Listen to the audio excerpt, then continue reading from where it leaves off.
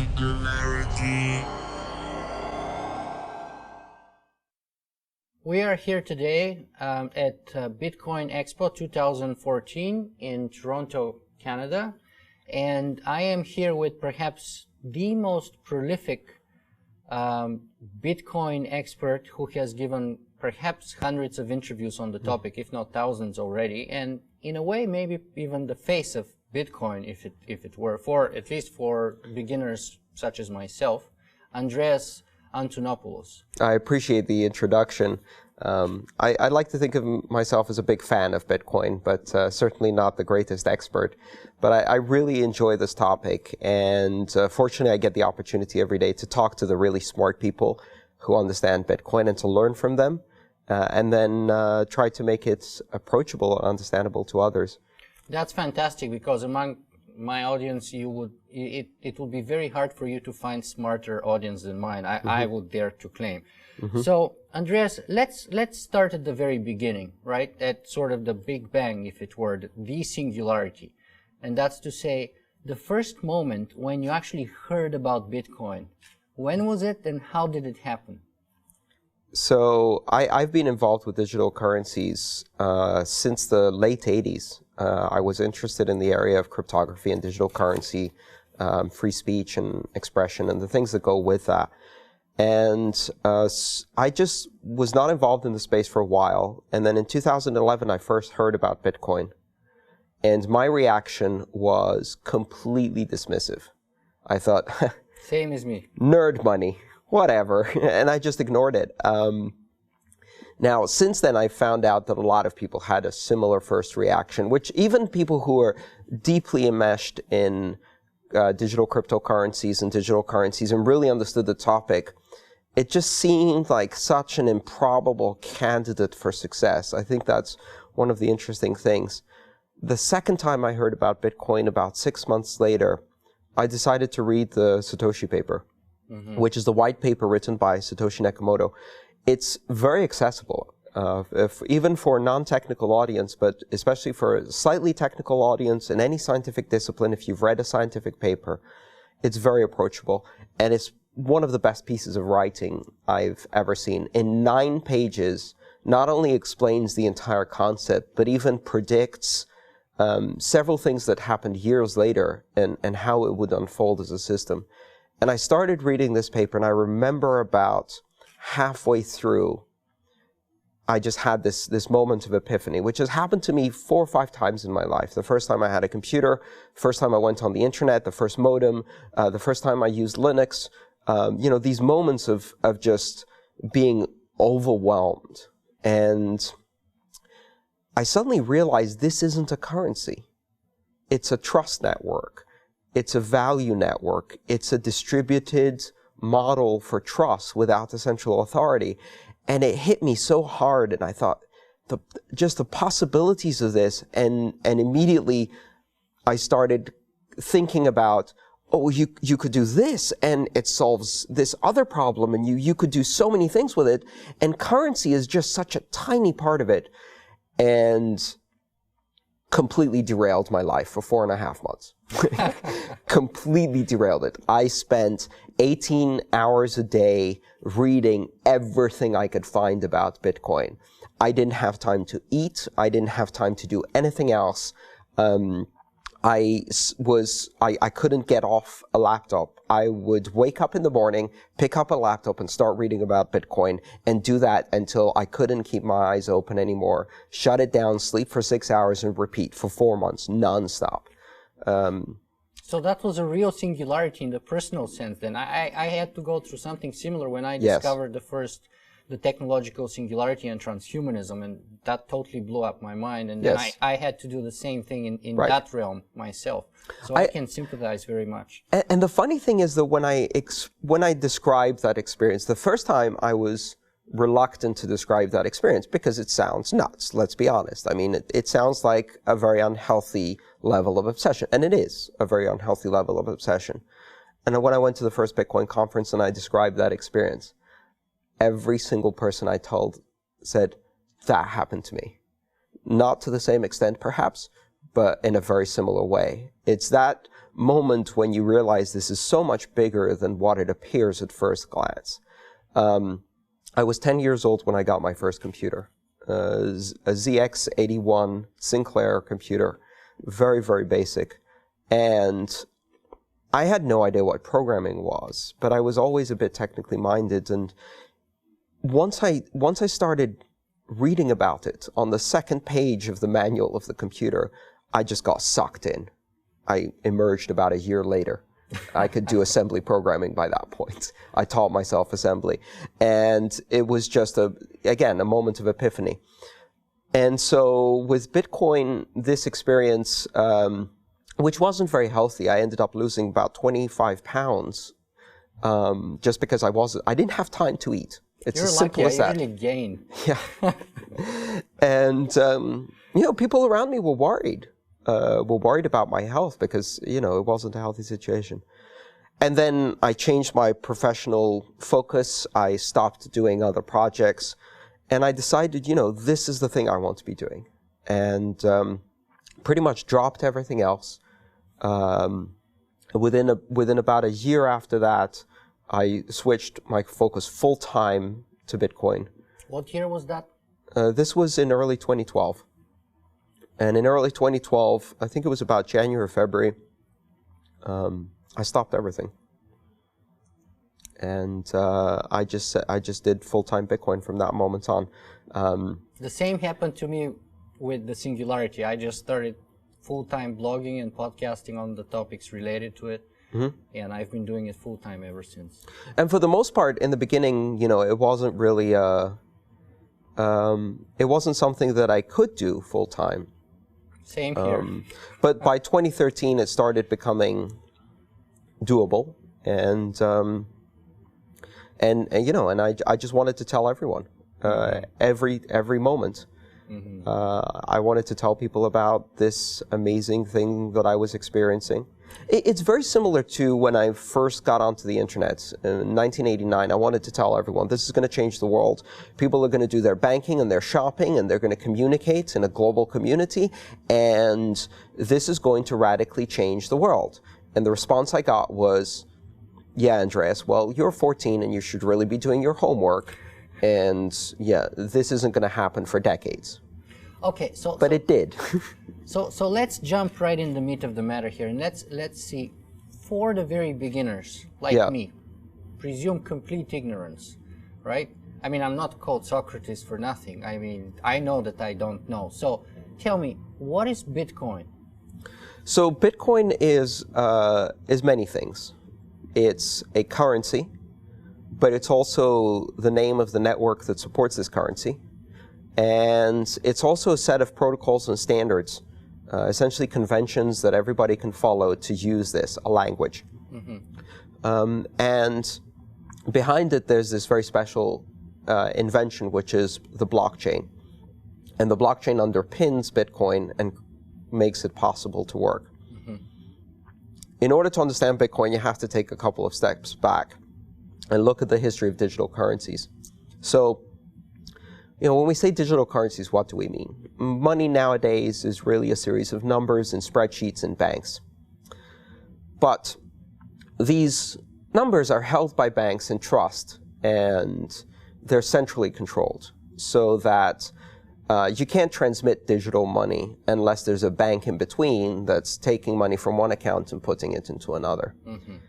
A lot of people tried to use cryptography, starting in the mid-'80s, using cryptographic primitives, encryption and decryption, digital keys and digital signatures. So what if you could take a number and have it digitally signed by a central bank and say this is now a piece of money, like a $1 bill. Yeah. And then you can email that number to someone, and they can email it to someone else, and so on and so forth. And because it's signed by the central bank, it's recognized as currency. You can do that. We could do that back in the mid-'80s. Here's the problem, though. Just as you can easily email that, you could email it to two different people. You can make two copies of it, or a million, right? So the problem is that you could spend it twice. The solution to that was, while it was very convenient, you can't forge it, you can transmit it instantly, but you can also copy it. That was the problem. How do you make sure that this token of money is both unforgeable but also scarce? It is rare. It is not possible to spend it twice. And the solution to that was always once a day, maybe at the end of the day, collect all of the transactions and make sure that nobody spent anything twice, so that if you spend something, only the first one counts. And then if you're someone who's receiving this money, you have to check with the central bank and say, has this been spent already? Or can I receive this? Is it real? Which was the solution. The problem with this solution is that if you try to compete against the banking system with digital currency, and you have a central organization that's going to manage that currency, that central organization is a target. So governments, banks, regulators, competitors, hackers, anybody who wants to take that down, all they have to do is find that central point and stomp on it. You've got a single point of failure. Yeah. Until 2008, this problem was not solved.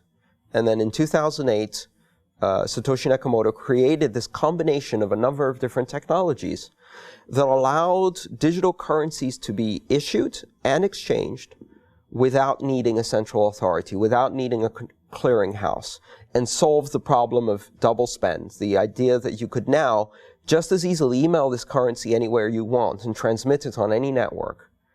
But every participant in the network could check that the money had not been spent before, could trust that transaction without referring to any central trusted authority. So it solved the problem of digital currency. But in that process of solving that problem, it solved a much more fundamental problem. And this much more fundamental problem was that it enabled a distributed network of computers to agree on a state of reality. In this case, a list of accepted transactions, or who has the money. Simple facts, without having to trust each other and without having to trust any central authority. No gatekeepers. No gatekeepers. It created the first ever decentralized trust network, of which the obvious first application is currency. But once you realize that this doesn't just solve the problem of currency, it solves the problem of anything that requires trust, you can now do without a centralized organization. Yeah. That is absolutely mind-blowing. You know, I'm a recovering political scientist, and I know that one of the major features of a revolution is that the old centers of power get destroyed or just simply made obsolete. That's the meaning of revolutionary change. Right? So I think this would seem to fit. I think what we're seeing... But we always have a backlash.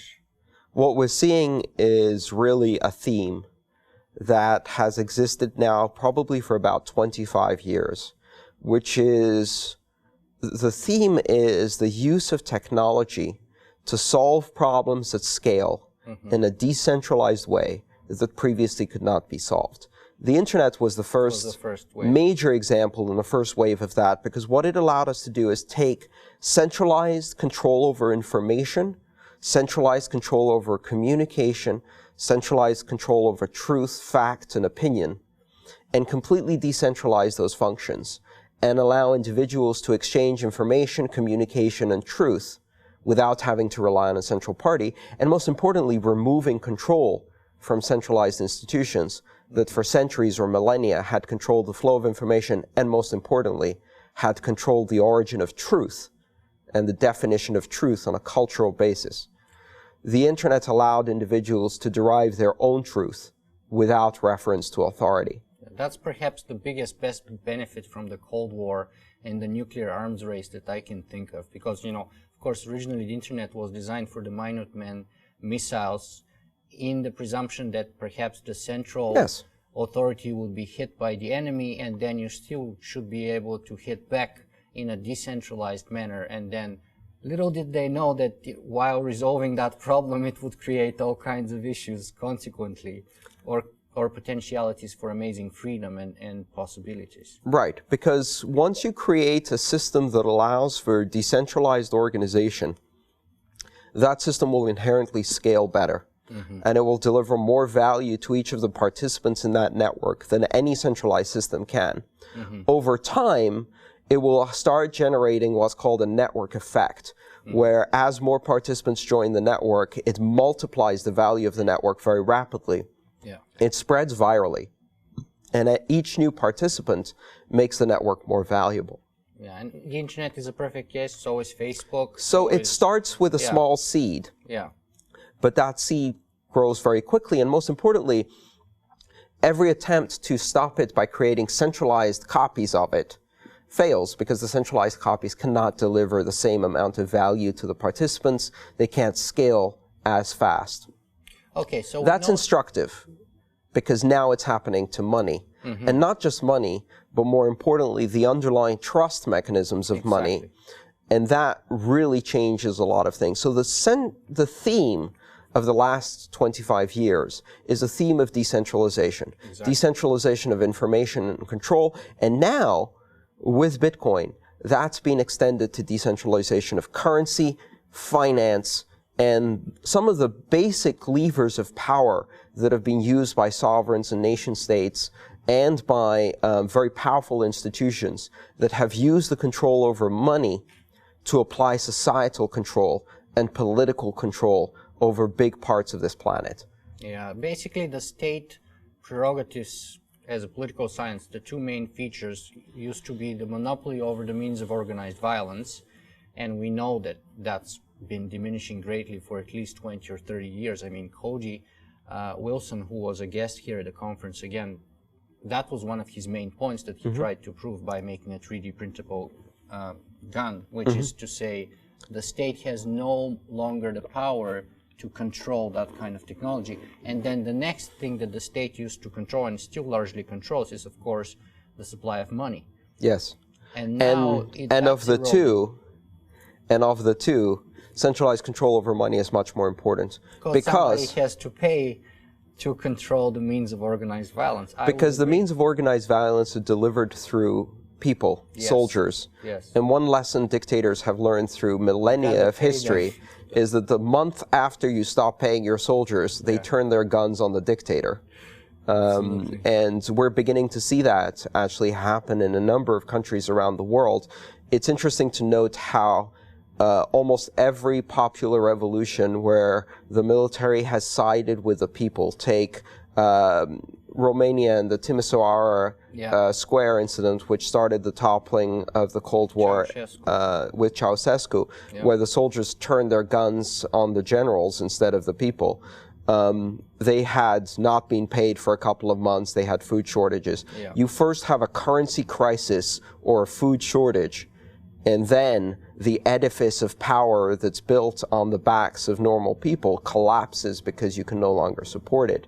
So we're beginning to see that in places like Venezuela. We're beginning to see that in other places around the world. And these things happen, you know, in Tunisia, it started with a food shortage. Currency crisis and food shortage are the seeds. And the price of oil, if I remember, cooking oil. Yes, exactly. So those things really trigger popular revolutions. Now, the problem is that because of very tight currency controls in most of the world, usually it reaches a stage of such extreme crisis that the actual resolution to that is extreme in its nature and very violent. What's interesting about digital currencies and the options they offer is that they may offer a relief valve, allowing people to opt out of a currency crisis, escape the hostage situation that's created within a country that's in currency crisis, give them an option to stabilize their finances on an individual and community basis, and therefore make a transition less violent, less extreme. Is that what we're observing now in places like, for example, Argentina?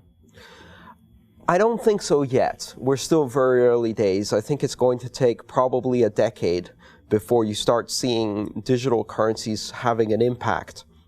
Just like it took more than a decade for mainstream internet until it had an impact in places like Egypt and more recently the Ukraine in terms of... But then again, that change is accelerating, right? Yes. Facebook took much less than the internet. Yes. The consequent innovations took much less time, so it's perhaps reasonable to guess that Bitcoin would take less than 10 years. Blockchain technologies, digital currency technologies are going to evolve much faster because we don't need to deploy any infrastructure. We already have the infrastructure. It's the internet.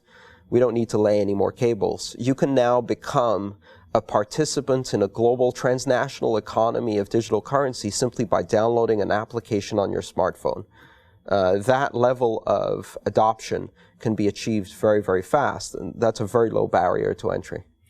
Okay, so let me ask you a couple of other things about Bitcoin so that we lay properly all the foundation here. Now, you said that part of the most unique features of it are the fact that it's decentralized and the fact that it managed to successfully resolve the technical problem of trust verification or transaction verification. Now, what else makes Bitcoin so unique? There's a couple of interesting features. I think the core blockchain technology and the decentralized trust model is the most interesting thing. And it has already resulted in more than 150 currencies that use that basic technology to express different aspects of it. Mm-hmm. The other interesting thing was the monetary policy that was embedded into Bitcoin from the very beginning. Mm. And that monetary policy essentially is having a fixed amount of currency, 21 million Bitcoin. That's the total amount of Bitcoin that's ever going to be issued. And the way that's achieved is through the same consensus mechanism of the decentralized trust model, whereby over time the amount of Bitcoin issued is reduced by half every 4 years, approximately. Now, that leads to one of the most popular criticisms, of course, that Bitcoin is inherently deflationary. Yes. And you have economists who would say, in a growing economy, you must have, let's say, arguably about 2% point worth of inflation just to sort of sustain the GDP growth of the economy. And unless you have that, that is, if you have limited money supply, you cannot accommodate economic growth. Yes. Is that a correct, a fair argument to put against Bitcoin? Is it inherently deflationary and unable to accommodate any economic growth? In the long term, Bitcoin is deflationary. And in the short term, it's not. It's actually inflationary because the rate of adoption is pushing it to inflationary levels. The price increases faster than the restriction of supply. But here's the thing. There's a fundamental paradigm shift going on here. And that is that we're going from a geographically determined nation-state-based currency system of 193 currencies. Bitcoin is not the 194th currency in the world. Bitcoin is the first transnational currency. It's not a national currency. It's not restricted by borders. And it's not a currency that stands alone in a monopolistic situation where other currencies can't compete. And it's not a closed ecosystem where you can't exit or enter the currency easily. Mm-hmm. It lives in an ecosystem of other currencies that have different monetary characteristics and a very fluid environment where people can move their money in and out. Now, part of the reason, for example, you have a currency crisis in Argentina is because they can only use Argentinian pesos.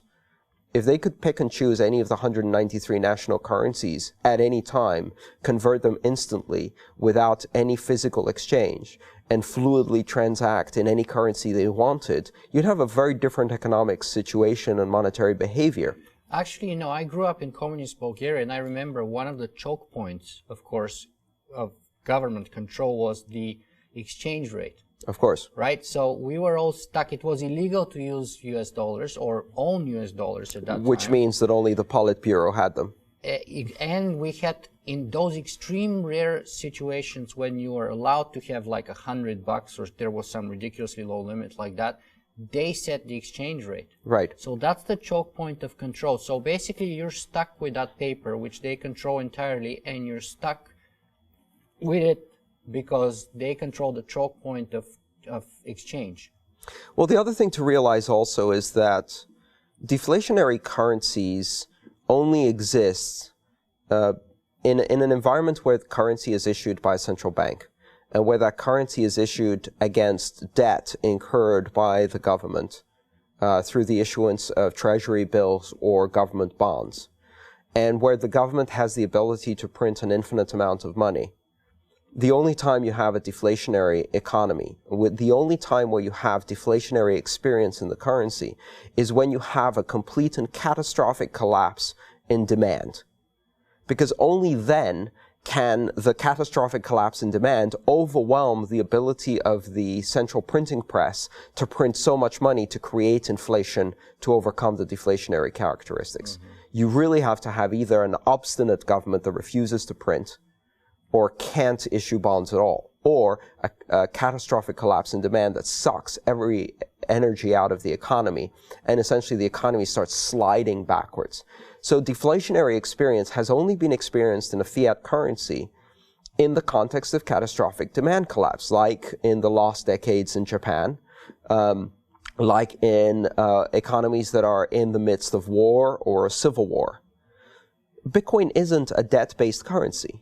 Bitcoin is an asset-based currency, which is fundamentally different, just like precious metals. And gold has been a deflationary currency since the beginning of time. And it experiences or expresses deflation without a collapse in demand. So the mainstream economic concepts that we have and the fear of deflation are based on two basic assumptions, in my mind. And I'm not an economist. Mm-hmm. I think we're going to see many different monetary experiments, whether Bitcoin or other currencies with different monetary characteristics, some deflationary, some inflationary. You can do all of that on the blockchain, so it doesn't really matter.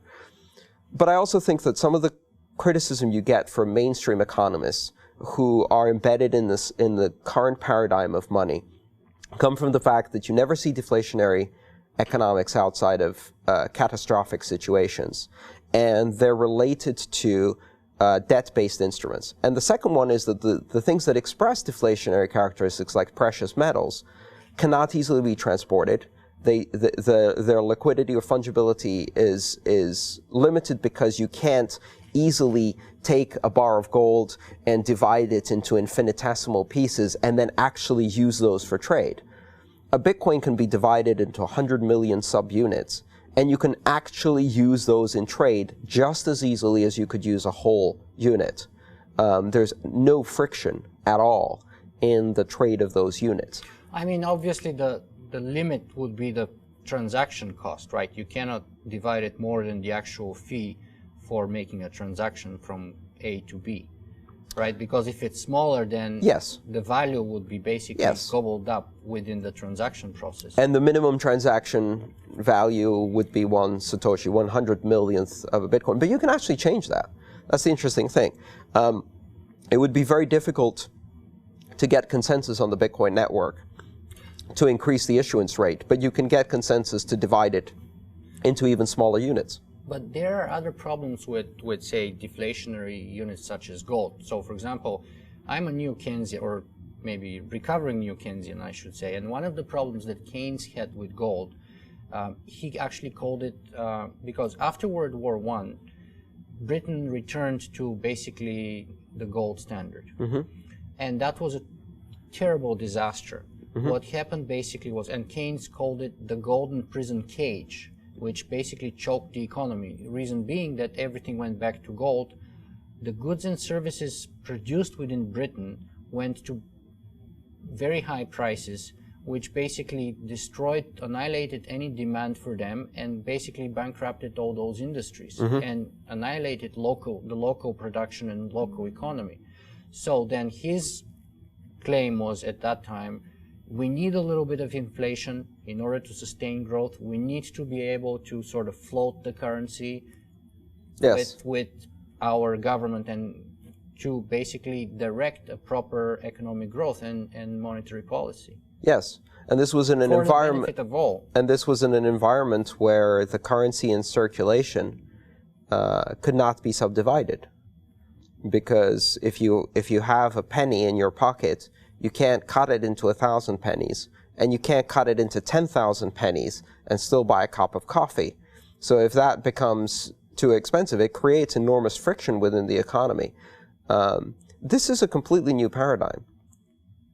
Many of the old rules do not apply, and they do not apply because fundamentally a digital currency that is divisible by 100 million units behaves very differently in the hands of people and is used very differently. And the other important point to realize is that Bitcoin itself is not necessarily a transactional currency.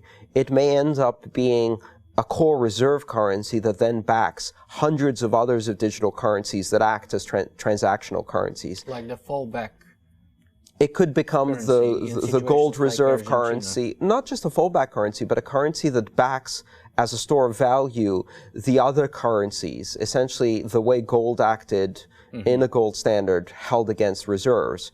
And you could do fractional reserve against it. So there are all kinds of different models that can emerge from this. The most important point is that these choices are no longer choices that are made exclusively by central bankers and then imposed in a hostage-like situation on a population, whether it's working or not, which in most of the countries in the world, it's not. I mean, that's the problem. We can look at this from the comfort of a world reserve currency in the US and say, well, why would we need a different currency? This one's working fine.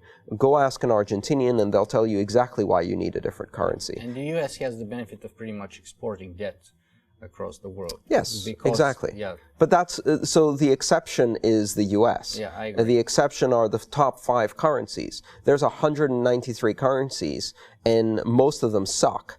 And many of them suck very badly. I grew up in a country where my parents lost almost everything in devaluation twice.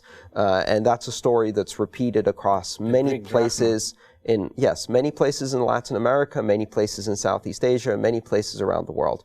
The point is that now individuals have choices. And if they choose to use a currency and that currency puts them in a gilded cage of deflation and they don't like it, they can choose to exit that currency and go to another currency with a simple transaction that can happen seamlessly across borders. So when you have choices, there's no cage, right? Yeah. You know, I was 19 years old, conscripted in the Bulgarian army, and I was actually a sergeant, so I was getting paid more than the regular soldiers. And at the time we had hyperinflation, and I think I was getting something like 32 cents a month at the time for putting my life at risk. Yeah. Anyway, so I know exactly what you mean by hyperinflation and ruining people's lives. Tell me, is there any unique, before we move on, is there any other unique features that are worth mentioning? It's so much. I mean, here's the thing. I think at a very basic level, thinking of Bitcoin as money for the internet is missing the point. Bitcoin is fantastic money for the internet. It's fluid. You can do transactions securely across borders, instantaneously, very cheaply. You know, these are really amazing things. This is really money that can work beautifully on the internet. But if you look at it as money of the internet, you're missing the big point. Bitcoin and the technology underneath it create a network, a global network that allows you to transmit value from A to B without any intermediaries. It's a peer-to-peer value network. If you use it to transmit Bitcoin, it enables a currency. You could also transmit stocks, bonds, share certificates, hundreds of other currencies, tokens. You can use it to do allocation of scarce resources. You could use it to buy and sell bandwidth, buy and sell storage, buy and sell ideas, pay for publishing, property. You can use it to do verifiable transactional contracts. You can use it to change commercial relationships and contracts. You can use it to do international trade. You can use it to do micropayments. It's one network that goes all the way from nano payments to gigapayments in a single network. And it enables essentially... At the same price. At the same price. And it enables programmable money for the first time. Automation and programmable money, smart money. And it does this by creating the internet of money. This is the intranet of money. It's not just money for the internet. And once you realize that you can build applications on top of this, and currency, the Bitcoin currency, is just the first application. It's like email on the internet.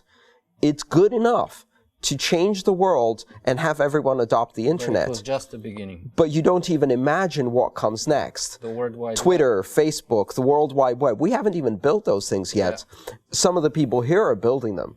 Contract systems and platforms based on things like Ethereum, multiple currencies that can be built on top of Bitcoin, systems for decentralized exchange of value where you can transfer from one currency to another. Programmable money is really interesting. Let me give you just one example, which I think your audience will like very much. And this is the concept of a distributed autonomous corporation.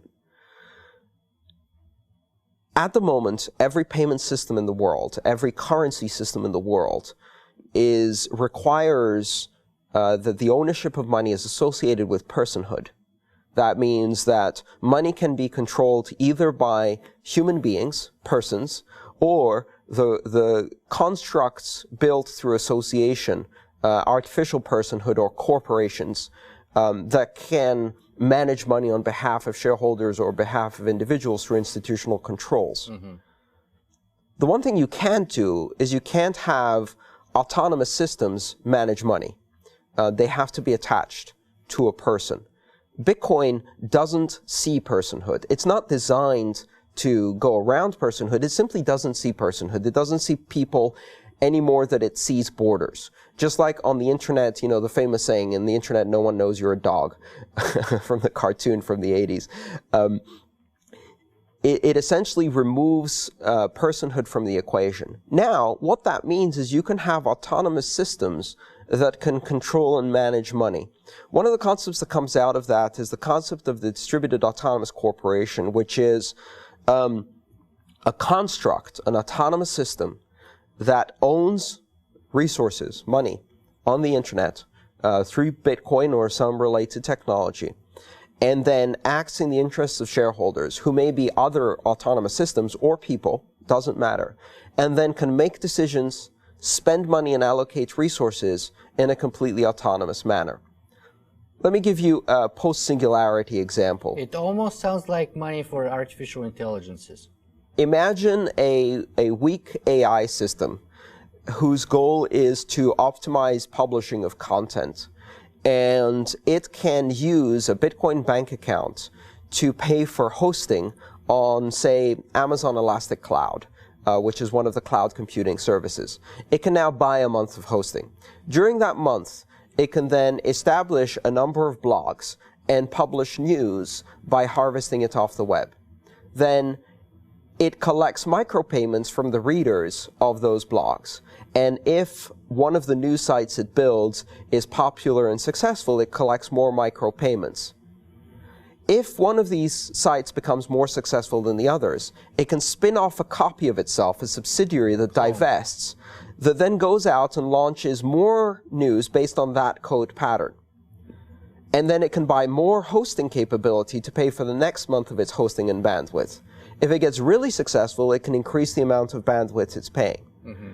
It could also, presumably, improve its own code, simply by posting ads on forums to hire developers to write better code for itself. And then it can do A/B testing. Take two versions of the code written by two developers, put them out there, and whichever one succeeds in delivering the product or service it's delivering collects more payments from its users and thrives, and the ones that don't essentially lose the ability to pay for their own hosting and they die. If you do that on a large enough scale, you now have an evolutionary environment for artificial intelligence which can manage its own resources. This is evolution in action. You could literally have a self-evolving autonomous system that can expand when it's successful and contract when it's failing, and spawn new generations of itself that are self-improving. The question then is, what would that make us? Dinosaurs? No. Obsolete? Are we going to be able to compete with them? Or how many of us are knowledgeable enough and capable enough to compete with an entity that doesn't sleep, doesn't require much more than being hosted somewhere, and that can spin out copies of itself infinitely 24/7? Well, what we have is creativity and innovation and intuition.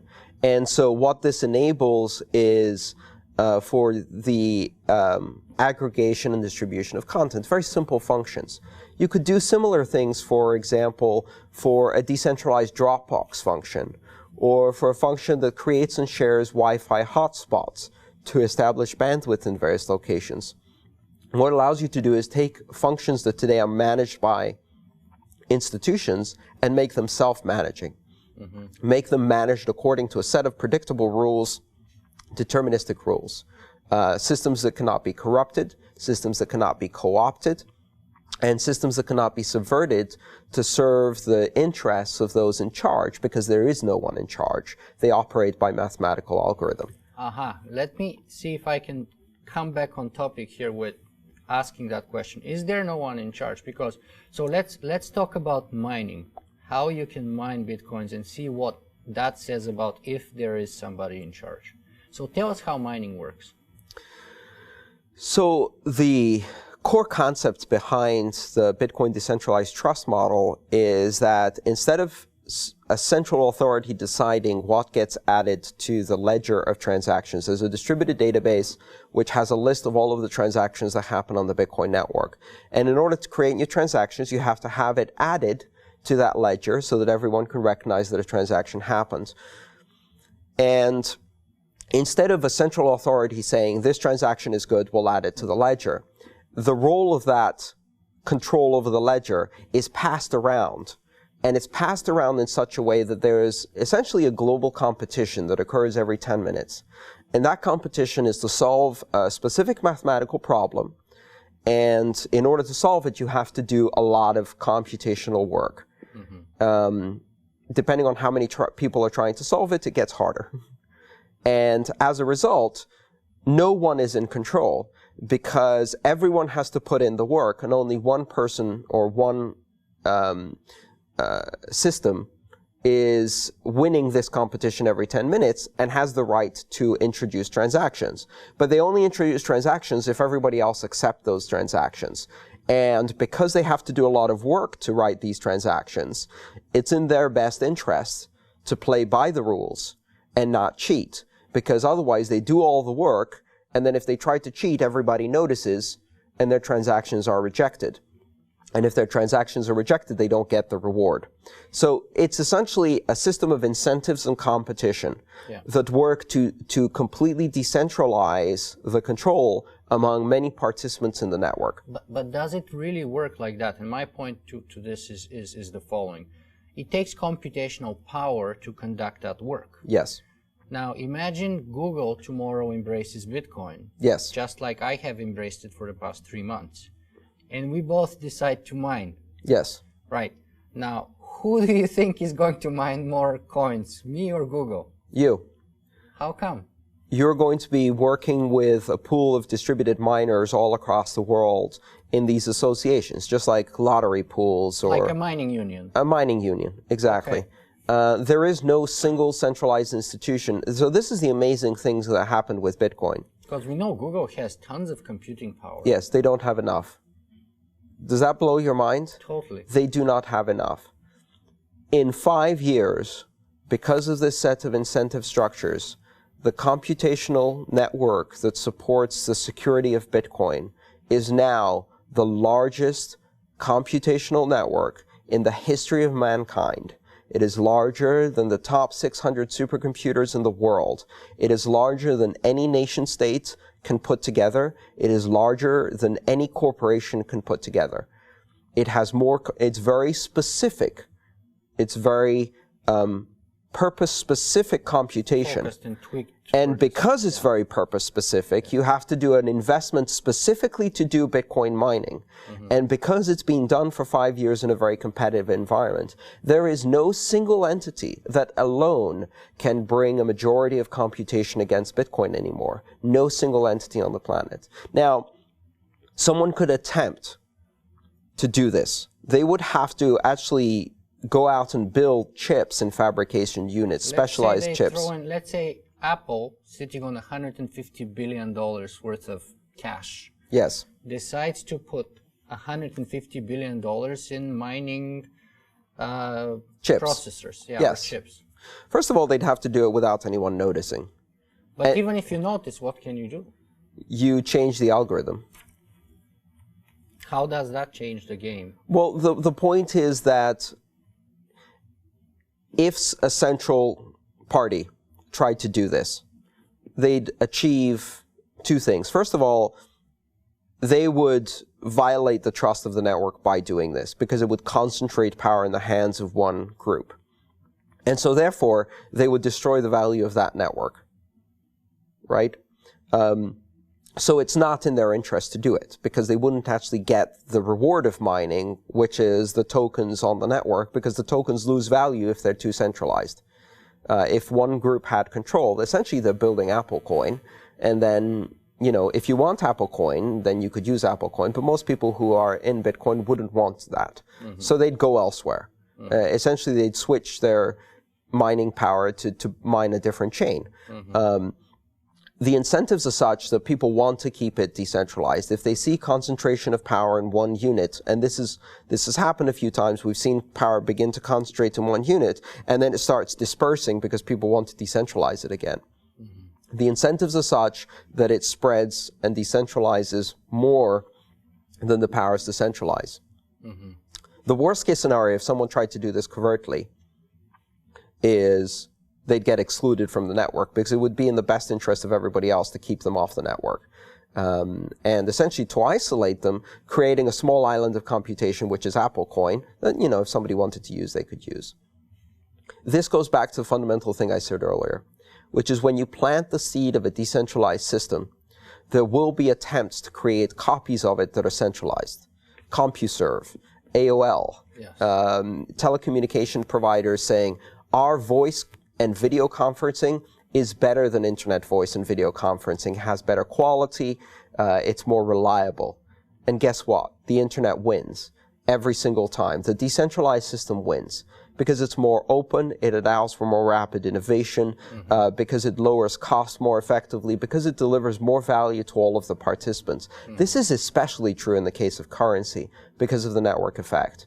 So while that kind of takeover, hostile takeover attempt of mining is possible when a currency is in its very early stages, once it reaches maturity, and Bitcoin already in 5 years has reached a level of computation that backs it, that makes it almost impossible to do this. Mm-hmm. And if it is done, all of the incentives are against it. So there are many reasons why this is not a practical attack on Bitcoin.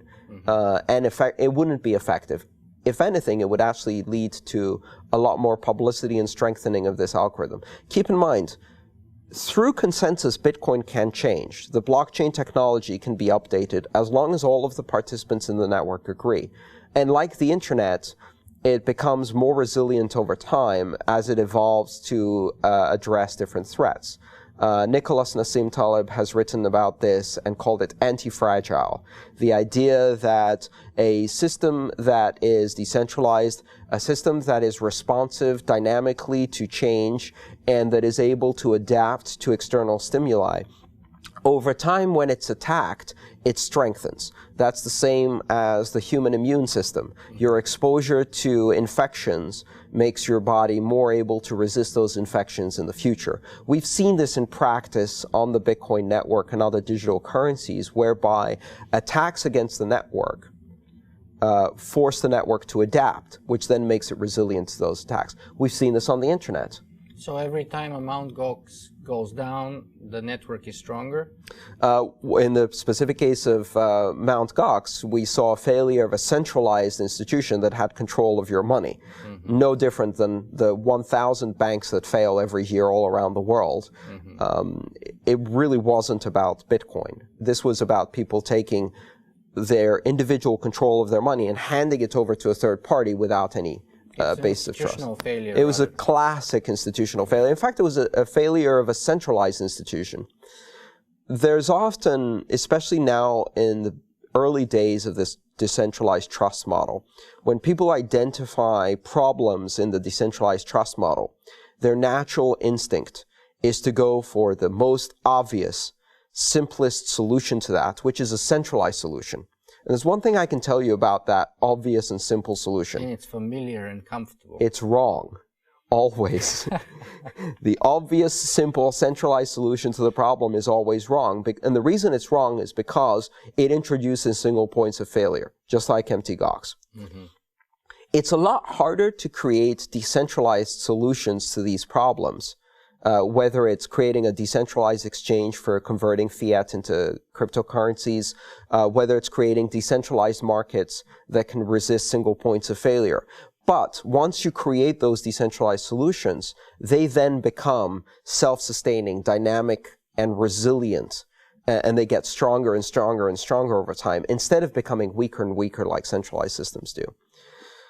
Some people have asked me, why can't a government shut down Bitcoin? Why can't a government attack it, or a bank, or a dictator, or whatever? The easiest way to answer that is that if you look at the early days of the internet, you saw a lot of hacks. Why can't the government shut down the internet? Yes. They can. We saw, for example, denial of service attacks, which at first were taking down big sites. Yahoo, Microsoft, Google went down with denial of service attacks. How often have you seen Google go down in the last 5 years? Never. Never, right? Because what happened is over time, those systems became more decentralized and more resilient to attack. Built-in redundancy and overlap. And right. And so what we see now is that while people can shut down localized access to specific internet technologies on a temporary basis until people find workarounds. Like Egypt or Syria or very hilariously recently when Turkey shut down Twitter because they happened to broadcast the fact that, you know, they were trying to do a false flag attack in Syria to promote nationalism or whether corruption scandals, and they didn't want the truth to come out. They tried to shut down Twitter. And the very next day, the trending hashtag on Twitter was Turkey shuts down Twitter. People were complaining about the shutdown of Twitter on Twitter. So clearly they hadn't really shut it down. Actually, one of my old professors here at the University of Toronto has a special lab that they organize things like this to defeat, for example, the Chinese Great Firewall. And for Turkey, and they create solutions almost instantly for people to utilize in situations like that. Right. So you can do localized damage, you can do localized exclusion, but what you can't do is you cannot shut down the whole thing. So today, I think most people in society understand something that if you explained a decade ago, it would be very difficult to grasp, which was you cannot shut down the internet. It is not possible to do on a global basis anymore. You'd have to shut down all of the electricity and shut down civilization. You cannot stop the internet anymore. If you take that concept and understand that concept, we're getting to the point where you can't shut down Bitcoin. And it's already there with Bitcoin, but also you're seeing these other currencies begin to become large and resilient. And the reason is that effectively they're the same type of technology. Now, time is advancing, but I want to cover a few other issues here. So let's see if we're capable to do that. Talk to us a little bit about how secure and how anonymous. I think we covered 90% of the security issue with the computational issue. But perhaps you could maybe just speak a little bit more about the security and especially about how anonymous is Bitcoin. Is it really anonymous? No, it's not. I would characterize Bitcoin as loosely pseudonymous, meaning that every transaction you do is associated to a specific Bitcoin address. Now, if nobody knows who owns that address, in some sense it's anonymous. For the average person looking at it, it's anonymous. If you have, you know, a few dozen supercomputers and a few dozen mega data centers, and you can do massive analytics on the entire set of Bitcoin transactions, you can very quickly see relationships between addresses. And then if you're able to identify one address as belonging to a specific person, which is not that difficult to do. It's like a social network of money you're building. It's a social network of money. For example, I receive tip and donation addresses to a public address, which I have on my website. Like me, yeah. From that, you can know that that address belongs to me. You could scour the internet looking for Bitcoin addresses and associate them with specific human identities. And then anything that that address touches, you can then say, you can evaluate, well, is that a merchant where this person bought something, or is it one of the other addresses they own? Yeah. And you can gradually build a network. So from that perspective, it's loosely pseudonymous. However, there are a number of technologies, just like on the intranet, you can identify the ownership of an IP address and build a relationship network. But at the same time, individuals can use privacy protection mechanisms, like Tor, the onion router, or proxies, or things like that. So there's a range of anonymity. What's interesting is that on Bitcoin, it's easier to do radical transparency than it is to do radical anonymity. And this will have a very interesting implication. It will push social institutions that require public accountability to use the features of radical transparency. What do I mean by that? If you run a charity, and your charity is supposed to, by law, provide public auditing of its finances, and you use Bitcoin, then there will be pressure by all of your donors to publish your Bitcoin addresses. And by publishing those Bitcoin addresses, you can run an algorithm. Anyone can audit everything you do, which provides for radical transparency, radical accountability. What's interesting is that this flips the traditional model where governments have become more and more secret and individuals have been losing their privacy, which is a perverted model of human rights and democracy because it gives power to governments without accountability and it strips individual rights of privacy. Bitcoin actually inverts that equation. It creates an environment where large, powerful institutions that are forced to be accountable by their constituents, their voters, their people, their donors, their shareholders, will be forced to provide more accountability, whereas individuals can use localized privacy tools to protect their privacy more effectively. And that's the way it should be. Now, if, for example, you have a bad actor who's acting in a way that's inappropriate and you want to deal with that in a societal way, it's not that difficult to do because most of the things that we worry about involve conspiracies of people. And you can use old-fashioned law enforcement techniques. You find one of the co-conspirators, you get them to flip on all of the others, they provide you with one of the addresses, and once you have one of the addresses, now you have the entire network and you can unravel it very easily. So in fact, I think it's a more balanced approach to financial privacy for individuals and to financial transparency for organizations that should be accountable for social responsibility. In terms of security, we've got a bit of a conundrum here. Here's the thing that is really not immediately obvious. Security is not new. Security is not a new technology. Physical security actually goes back millions of years. So I like to say, dig a hole in the ground and put the pot of gold and cover it with a stone. Yeah, I would say, you know, we have 4.5 million years of experience in physical security from the time the first, you know, Homo sapiens put a squirrel under a rock so that the other caveman wouldn't eat it. And that's physical security. And guess where the caveman learned it? He learned it from the squirrel that's burying nuts. So it probably goes even further back. So we have that experience, and it has become embedded in human culture. The concept of secure containers, hiding, locks, keys, etc. is so old that you can see 3-year-olds begin to understand the concepts of secrecy and security and protection at a very early age because the entire culture reflects those concepts back to them. And then we have about 50 years of doing information security, and we suck at it at every level. We have leaky, weak operating systems full of vulnerabilities and bugs, operating systems that are designed for general purpose computing and that are open to a worldwide network of communications.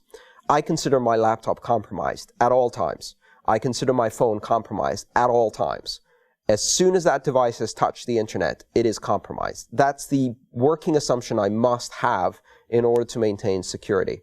I could go through a laborious 3-week forensic analysis of my laptop, at which point I could probably prove to a level of certainty that my laptop is secure. And then the moment I connect it to the internet, it's now compromised again. Yeah. And so you cannot maintain security on these general purpose operating systems.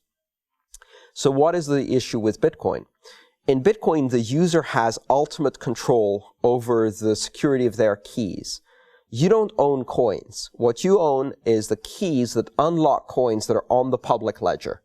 Everyone knows the coins are associated with certain keys, and you can produce the keys or the signatures made with those keys to say, I want to give these coins to someone else. It's like signing a check. Everyone knows what your signature will look like, and then the money can be transferred in a public way on the public ledger.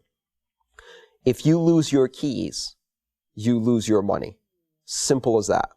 And protecting digital keys on digital general purpose operating systems is not easy. And we've seen this happen again and again. Now, the good news is that decentralized security is better than centralized security. The one thing you can't easily do is steal everybody's Bitcoin. That's almost impossible to do. Because you would have to compromise all the keys, and you don't even know what all the keys are, right? You would have to compromise the core protocol. That's very, very difficult to do. You can compromise individual keys, however. So I can have my money stolen, but we can't all have our money stolen. The answer to that we found is to either remove the keys from general purpose operating systems and put them on specialized devices. In 2014, we're seeing a number of companies that are building hardware wallets. These are essentially specialized devices that just do Bitcoin wallets. They have keys on them. They generate keys. They can sign transactions. They don't do anything else. They don't talk to the network. They don't have general purpose operating systems. They're designed to do one thing and one thing well. And so you can't actually extract the keys from these devices. So they're very difficult to hack. The other thing we can do with Bitcoin security is take the Bitcoin keys and convert them into a physical form. One of those is called a paper wallet, where you basically print your keys out on paper. Then you take that paper and you take your 4.5 million years of experience with physical security and you put that paper in a steel box and you lock that box with a physical key. And then you put it in your house or in a safe deposit box in a bank, or you put it in a tin and you bury it in the ground. And now you've applied the experience of physical security to this token, and someone has to break the physical security to steal it. So there are ways to get around this. It's still very early days. For the average consumer, this is not easy stuff to do. You have to be careful with how you use Bitcoin, especially in the beginning, especially if you have a lot of Bitcoin. I'm not particularly worried. When I was on the internet in 1992, to send an email, I had to do Unix command line skills, and it took 2 days to cross the internet. And I can guarantee you that internet was not the internet that my mom was going to use. But my mom is using an iPad today, and she's emailing all over the place, and she's quite comfortable with that. We made that transition because for every one of these challenges, you can look at it as a problem in technology. And if you're a smart entrepreneur, you can look at that and say, that's $1 billion opportunity in business. I can build the next generation of banking. Right now, in Bitcoin, the Googles, the Yahoos, the open source Linux, the infrastructure for the next generation of financial services that are going to radically transform this space are being built right now at conferences like this. So it's very exciting time. You can look at these as problems, or you can look at these as a completely unmapped greenfield opportunity. Eric Voorhees, one of the people involved in Bitcoin and quite well known in this space, has said, it's like we've discovered a new island. And now we have to build the bridges, the roads, the airports, all of the infrastructure on this. It's a new undiscovered world. And that's one of the things that excites me about Bitcoin. So let's confront some of the criticisms that are commonly thrown at Bitcoin. And so, and I mean, they come from very notable individuals. So I can give you Nobel Prize winning economists such as Paul Krugman. I can give you investment gurus such as Warren Buffett. I can give you some of my favorite science fiction authors such as Charlie Stross. And I actually have a few articles here with me. Charlie Stross famously wrote an article called "Why I Want Bitcoin to Die in a Fire." And he gave a number of reasons why he would like that to happen. We actually covered some of his arguments, such as being deflationary. So a couple of his other notable problems were, for example, the Gini index. Charlie says that the equality distribution of Bitcoin is actually horrendous. It makes a sub-Saharan totalitarian regime look like a beautiful democracy. And not only it's so horrible right now, but it's actually getting worse given the trend. So what would you say about that? I would say that what we're seeing is a characteristic of a technology that has rewarded the people who took extraordinary risks in the beginning because they pioneered something that has enormous value for the future of humanity. And I think in some ways these criticisms are valid. However, the distribution of incomes in the real world, which is quite horrendous, is in many cases based on war, on slavery, on occupation, on economic exploitation, and on theft. Yeah, but in this particular case, Bitcoin's income distribution has been based on innovation, invention, and enormous risk-taking by individuals who are able to see in this particular technology a future that others failed to grasp. There's something very different about that, in that individuals who are able to see the future and take big risks should be rewarded. Now, should they be rewarded this disproportionately? I think that's a perfectly valid argument, and we can discuss it. At this point, Satoshi Nakamoto, if he, she still control the keys to most of the Bitcoin that were mined in the first year, would become the world's first trillionaire. Now, I would much rather have Satoshi Nakamoto be the world's first trillionaire than some of the existing billionaires who have built their fortune on exploitation, because he actually gave us a gift to humanity that will reverberate through the next century, in my opinion, and will empower billions of people and give them freedom. But we don't know what's going to happen next. I think that's a valid argument, and we need to see how it plays out. The point is that Bitcoin pioneered this. It may not end up being the transactional currency of the future. These are criticisms of the Bitcoin currency. And to me, the Bitcoin currency is the least interesting aspect of Bitcoin. Okay, fair enough. But let's say we stick with our focus of criticizing the currency. Sure. Is it getting worse? Because let's say I accept your argument that the people who created it need to be rewarded. Now we can debate to what degree, but that's like, yes, besides the point. The point is it actually getting worse? Because he's saying not only is it bad, but it's actually getting worse in time. In other words, it gets more and more concentrated. I don't think it is getting worse. In fact, what I've seen, at least from the people who made a fortune in Bitcoin early, what most of them have done, and this also goes against the hoarding argument, is that they've taken that money and they've reinvested it in these companies. Many of the companies in the Bitcoin space have been funded entirely through Bitcoin angels, through grassroots investments by people who made their money in Bitcoin in the early days, people who turned that fortune around and reinvested it in the Bitcoin ecosystem and are creating this tsunami of innovation that is going to benefit everyone who comes after. And at the same time, we're beginning to see that the adoption of Bitcoin is spreading to a mainstream audience and is getting very, very distributed across many, many people. I don't know whether that initial advantage then gets amplified by increasing prices and becomes an entrenched advantage. If it does, I will be the first pioneering a new digital currency to disrupt the inequality of Bitcoin.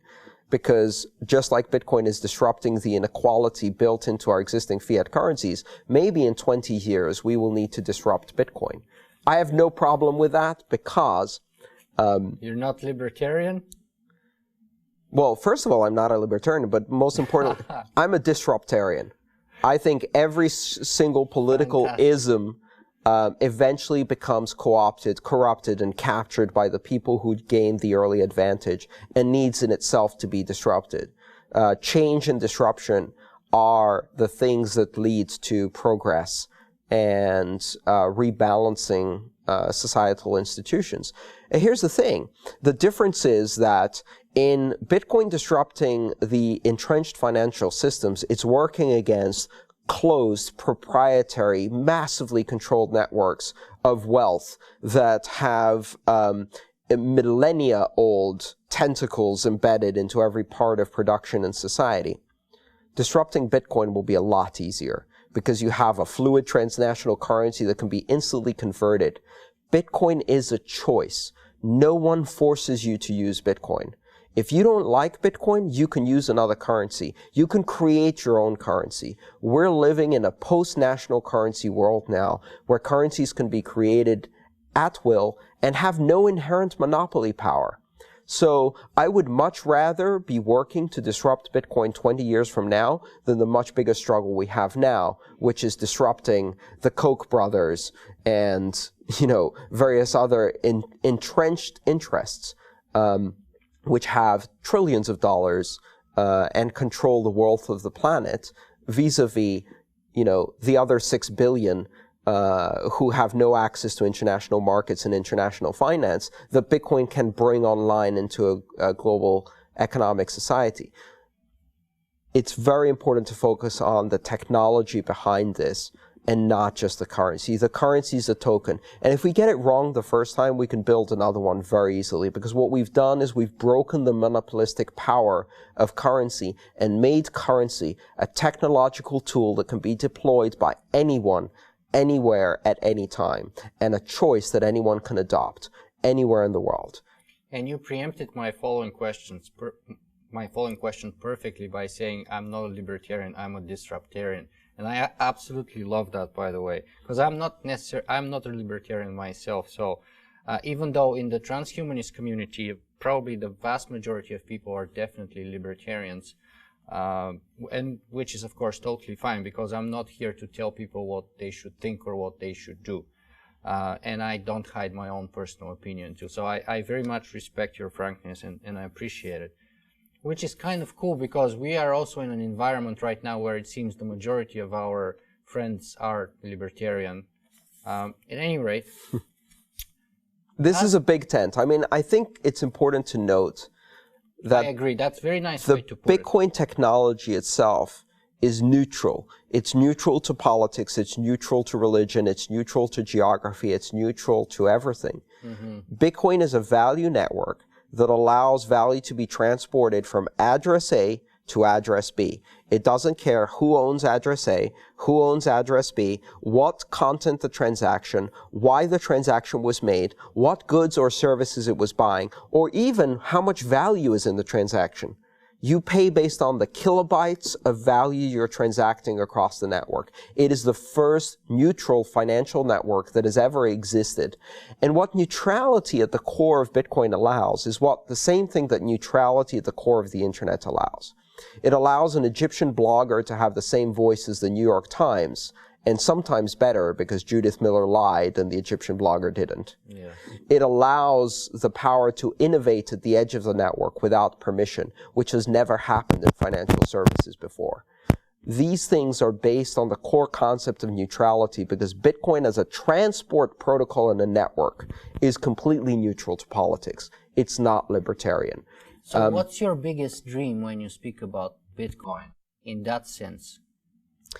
My biggest dream is very simple. I think Bitcoin has within its power to connect the other 6 billion, the people who have some access to banking, but no access to international finance, international credit, trade opportunities, and to bring them online into a world of economic opportunity where they have equal power, where a smartphone is as powerful as a Bloomberg terminal and a Swift terminal, where a farmer in Kenya can use an SMS messaging system to transact on a global stock market, to get loans from a global liquidity pool, to send wire transfers across the world. And they're probably not going to do all of those things, but they're at least going to be able to escape from the clutches of predatory banks and predatory governments that in most countries use control over monetary systems, use control of a currency and inflation to rob people of their productive value. And you have so much productive capacity out there, so many people who are isolated from the ability to transact with the rest of the world, and as a result suffer economically. So to me, this is very much about the other 6 billion. Sometimes people here think that Bitcoin is about shopping and making shopping more efficient in the first world. Bitcoin is about everything else, everywhere else. Beautiful. So is it fair to say that, I mean, I'm a Singularity guy. And this to me sounds like the singularity of money. Is that fair to say?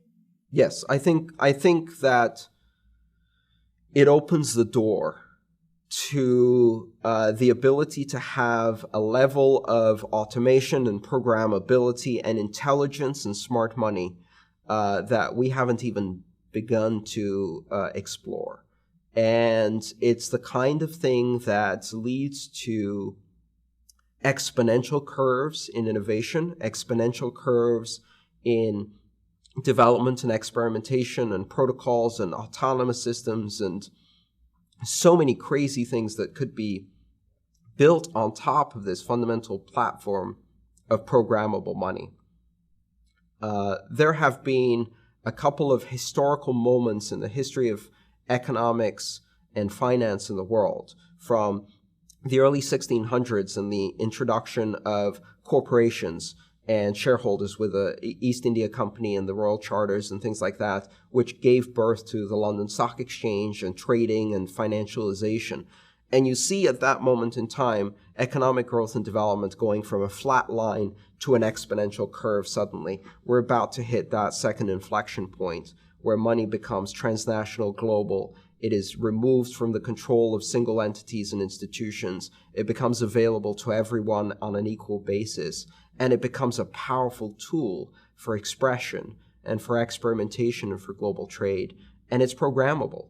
And the opportunities are truly endless. Tell me, for those of our viewers who are interested in finding out more about you and your work, what's the best place? I do work with a number of different organizations. I do a biweekly podcast called letstalkbitcoin.com. That's one of my favorite forums. I've done a collaboration with our producer, Adam B. Levine, and Stephanie Murphy. And we host this program and talk about all things Bitcoin, cultural, social, political, economics, programming, technology, all of it mashed together.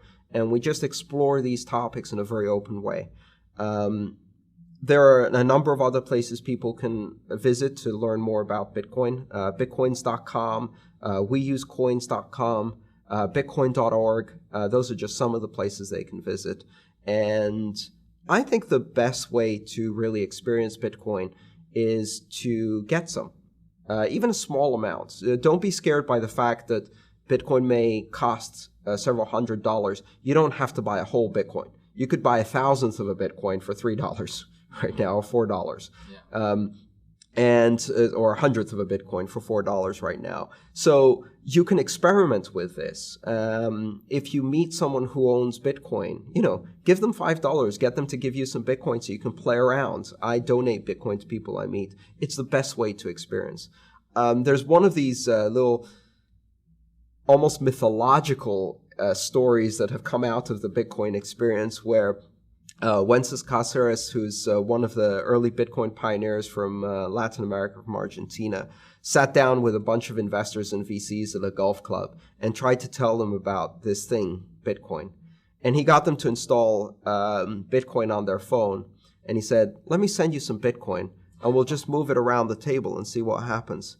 And so he transmitted Bitcoin to the person sitting next to him, and they look down at their phone, and they've got $250,000 that just popped up on their phone, about 7,000 Bitcoin at the time, and their jaw just drops. And they're holding this and they're terrified, like, what do I do with this? Like, just give it to the person next to you. And in a matter of 3 or 4 minutes, you have $250,000 bounced between 10 people around the table for cost of less than $1. And these people had never met before, had no prior association, had created no accounts, had provided no identifying information, and they could have been at the 4 corners of the globe, anywhere on the planet, and done this transaction with the same speed, the same security, the same efficiency. And when you see that and suddenly realize it is not possible to do this with any other kind of system, it is simply impossible. It just hits you and you think, wow, this is really something different. And you can take it from that extreme to the completely opposite extreme, where I put a donation address on Twitter, and I have thousands of strangers all around the world send me a 5-cent donation over Twitter. They haven't created a bank account, they don't know who I am, and they didn't require permission from anyone, and I didn't need to know them or give them any details other than my address. And they can just send me 5 cents. And again, that is something that you cannot do with any other payment system in history. Little examples like that give you an insight into just one application, currency, and what it can do. Andreas, I have kidnapped you from the world for double the time that I promised I would keep you for. So unfortunately, I'll have to return you back to the world to do your mission. But before that, let me ask you, we've talked today for maybe about 75 or 80 minutes.